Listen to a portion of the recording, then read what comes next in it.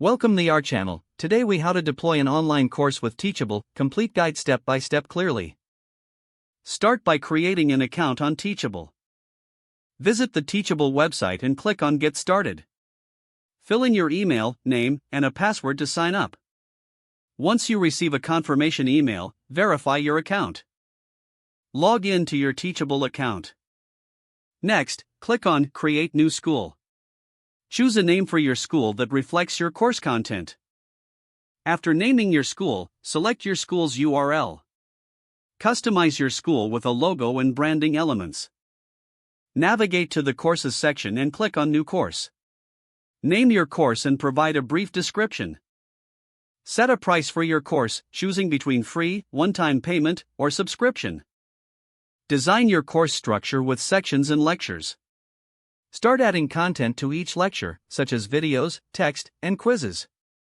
Utilize Teachable's multimedia options to enhance your lessons. Set up prerequisites if necessary for your course modules. Review the course outline for clarity and organization.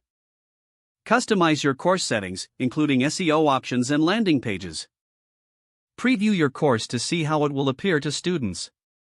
Test the checkout process by enrolling yourself as a student. Adjust any settings based on your preview and test outcomes.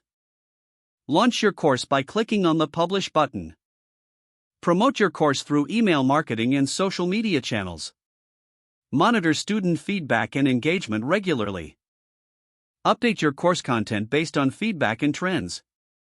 Continue improving your course for better student satisfaction. If the page does not load, refresh the browser or try again in a private or incognito window. Make sure you are using the correct email address, then retype it carefully to avoid small typos. If your password is not accepted, use the reset option and create a new strong password you can remember. Check your spam folder for verification or security emails, then complete any requested confirmation steps. Enable two-factor authentication if available to improve account security and reduce unauthorized access risk.